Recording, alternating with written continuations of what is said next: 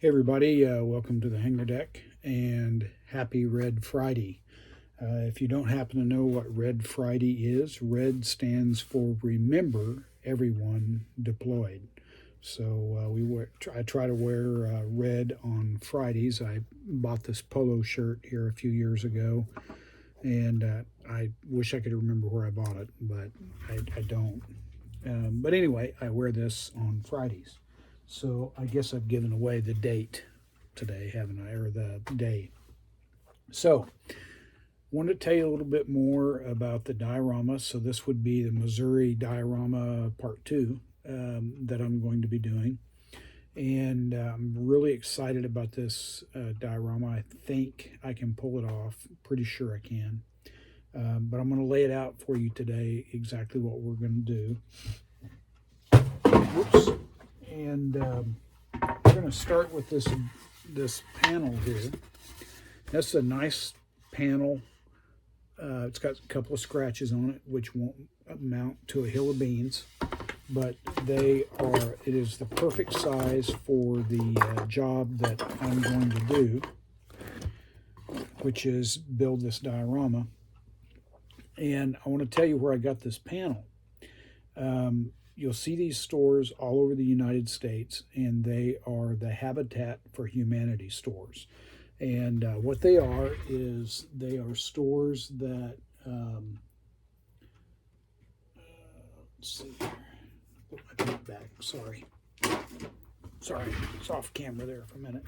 They are stores that resale items from houses that have been rehabbed. The proceeds benefit Habitat for Humanity. They also get some new things in from different retailers that are, closing out something or what have you.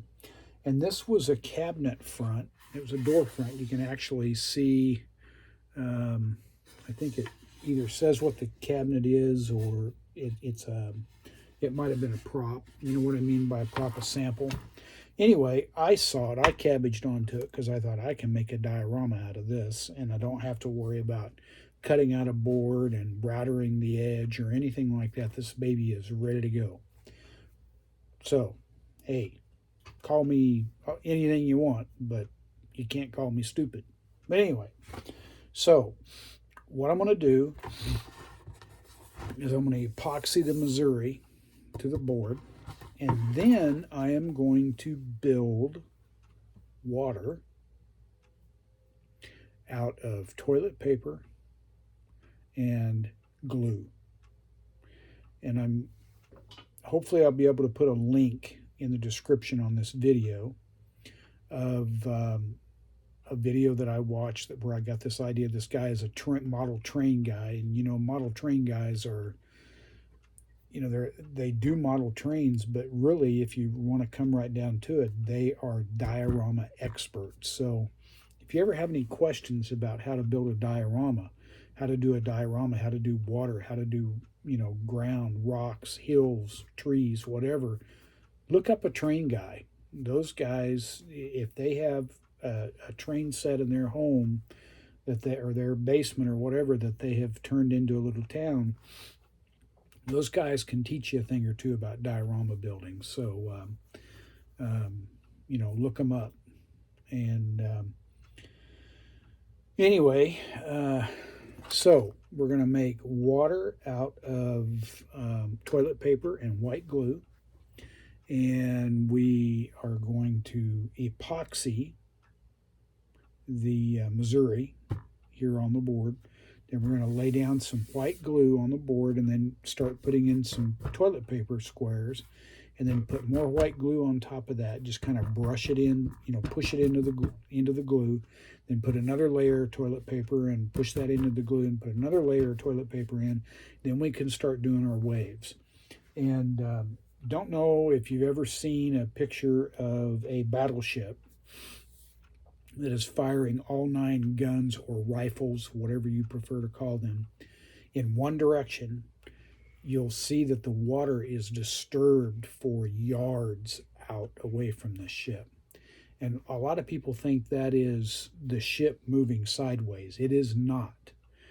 These battleships weighed about 38 to 42,000 tons. So even though those guns were really powerful, they were not powerful enough to rock the ship or shove the ship sideways or flip it over or anything like that. Um, but they did disturb the water.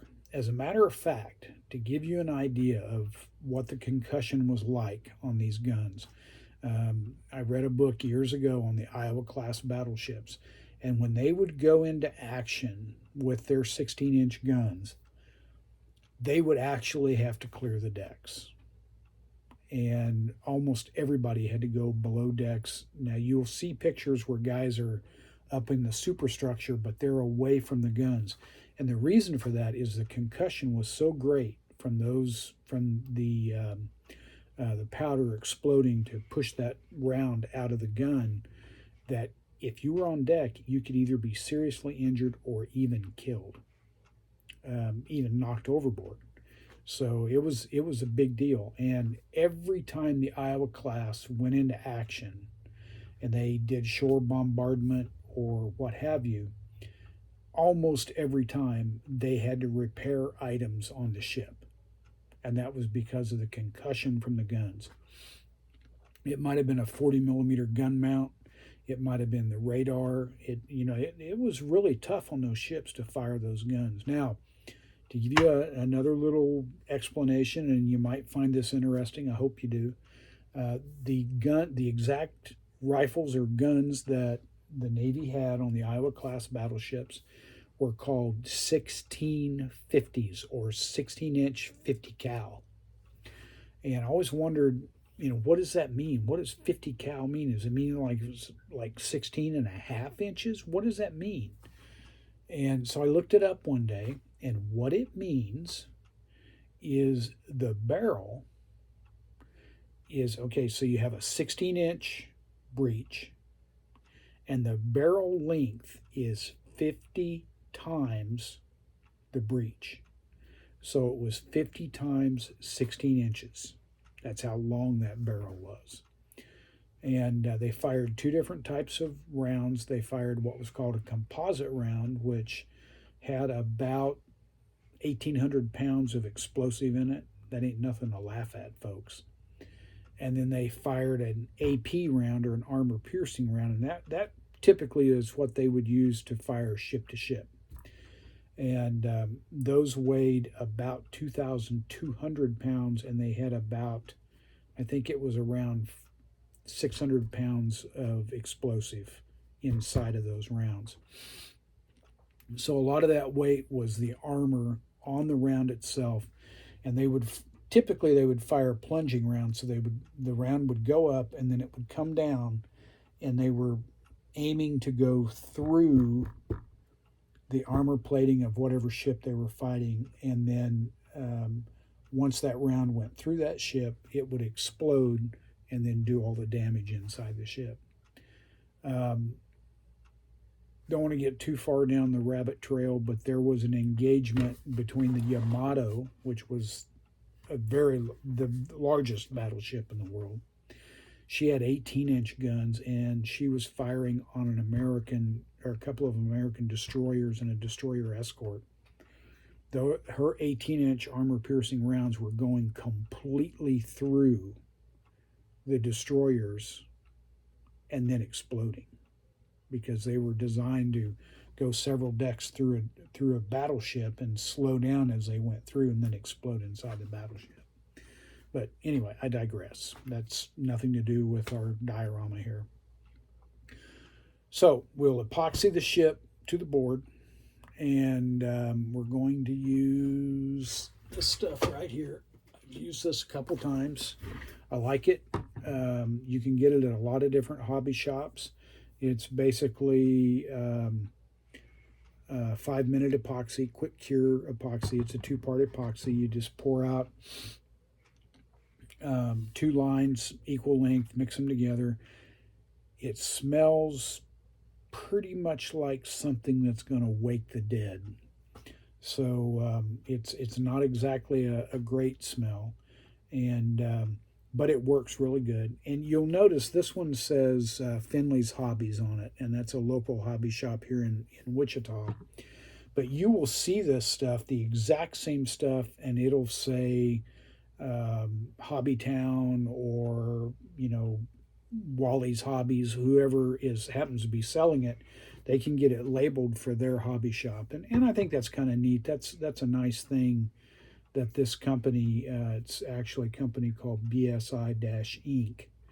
That makes this stuff. I think that's a nice gesture to be, to be willing to label this stuff for the hobby shop that's selling it. Nice little deal. Okay, so we'll epoxy the ship. I think I've only told you that 15 times now, so I'll try to stop repeating myself. We'll epoxy the ship to the board, and then we'll lay down some white glue, and then we'll lay down our toilet paper and our layers of toilet paper. And then once that gets all laid down, then I'll start doing the fan pattern waves out from the side of the ship. And then we'll do fairly calm waves on the other side. And then after that's all dry, then we'll paint it. And then after we get it all painted, this is where the really exciting part comes in. We're going to drill some holes in the board at the appropriate length from the ship. And we're going to put some LEDs through the board, and then we're going to create some smoke, and then we're going to light up that smoke. And hopefully it's going to look really great. If it looks really bad, you might not ever see another video with this ship in it. But I think it's going to look okay. I've already done this once with a KI-84 that was going down in flames. Some of you guys may remember that video. And it worked out really well. I was really happy with how it worked out. This one, in theory, should be even a little bit easier. That one I had to hide all the wiring and the smoke and what have you. And this one, it's not going to be so bad. Now, one caveat is this is going to be like a photograph taken so many milliseconds after the guns have fired. So instead of the smoke coming out of the guns, right out of the barrel, since these barrels are fairly small, it will have already rolled away from the ship, but there will still be fire within those clouds. So that's an important thing. And I've done some research. I've looked at some of the pictures, and you can still see the disturbance in the water. You can still see the fire even after the cloud or the smoke has drifted out of been ejected out of the barrels. So I'm hoping it'll look okay. It may look really hokey. I don't know. We'll see. But the worst that could happen is you don't see another video about the ship. But I think it'll be great. Anyway, I've kept you long enough. 13 minutes. I mean, I haven't even done anything, and I've kept you here for 13 minutes and 32 seconds now. But for those of you, that saw my video last night, I'm feeling a little better today. It's still been a tough week. Lost my great companion, my great dog, for 11 years, and I just hated it. But it was time for him to cross the Rainbow Bridge, and it was the only thing that we could do, the only thing left that we could do for that guy. And man, it's really tough. But anyway, I don't want to be a Debbie Downer. So, all right, guys, I'm going to let you go. When you exit the hangar deck, be sure that you watch out for prop arcs. You watch out for prop wash. Be careful of those intakes and jet blast. Keep your head on a swivel. And this weekend, when you're out having a good time, be safe out there. Buckle up, get a designated driver, and have fun, but have safe fun, okay? Because I want to see you back. All right? We'll see you next time. Bye.